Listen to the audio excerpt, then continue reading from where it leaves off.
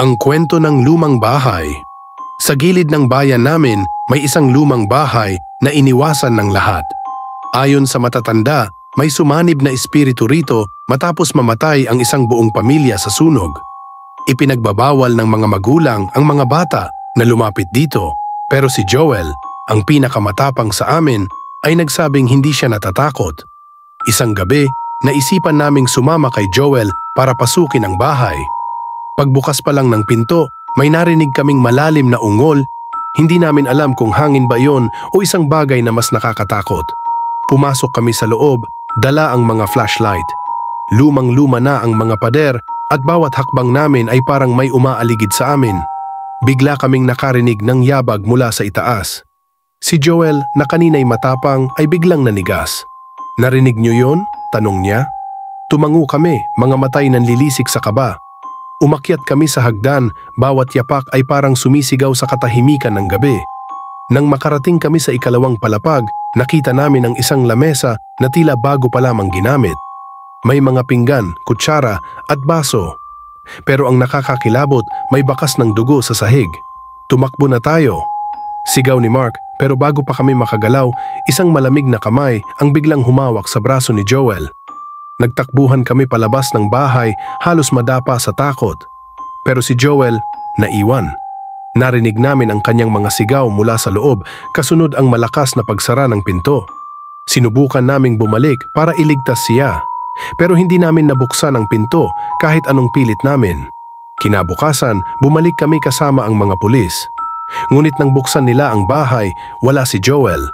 Ang nakakita lang sila ay isang lumang larawan ng pamilyang nasunog at sa gilid ng larawan may isang batang lalaking kamukha ni Joel nakangiti. Pagkatapos ng pagkawala ni Joel, hindi kami mapakali. Sa kabila ng babala ng mga matatanda at ng takot na nararamdaman namin, hindi namin kayang kalimutan ang mga sigaw niya. Isang linggo matapos ang insidente, nagkasundo kaming bumalik. Kailangan naming malaman kung ano ang nangyari sa kaibigan namin. Hindi pwedeng basta na lang siyang maglaho. Nang bumalik kami sa bahay, gabi na naman. Hindi namin masyadong alam kung ano ang pumasok sa isip namin, pero para bang may humihila sa amin pabalik sa lugar na iyon. Si Mark, na kanina'y ayaw na sanang sumama, ay tahimik lang habang bitbit ang isang kandila at asin. Sabi ng lola niya, pangontra raw sa mga masasamang espiritu.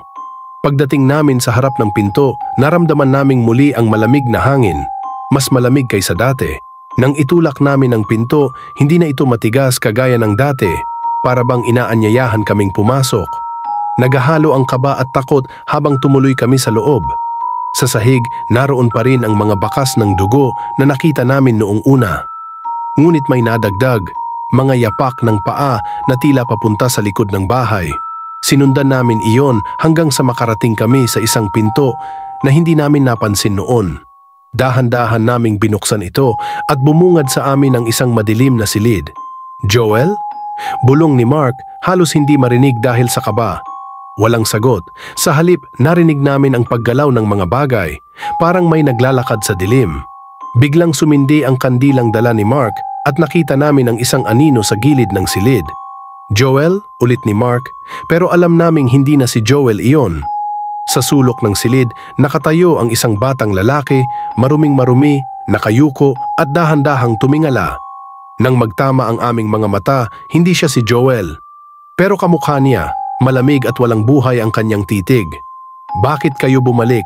tanong ng batang lalaking iyon, ngunit ang boses niya ay halong pamilyar at kakaiba. Parang dalawang boses ang nagsalita ng sabay.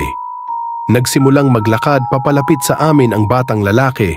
Pakiramdam namin ay bumagal ang oras at kahit gustuhin naming tumakbo, hindi namin magawa. Biglang may malamig na hangin na humampas sa aming likuran. "Umalis kayo habang kaya pa," sabi ng boses na galing sa anino. Si Joel iyon, sigurado kami. Pero hindi namin siya nakikita, tanging ang batang kamukha niya ang naroon. Hindi na kami nagdalawang isip.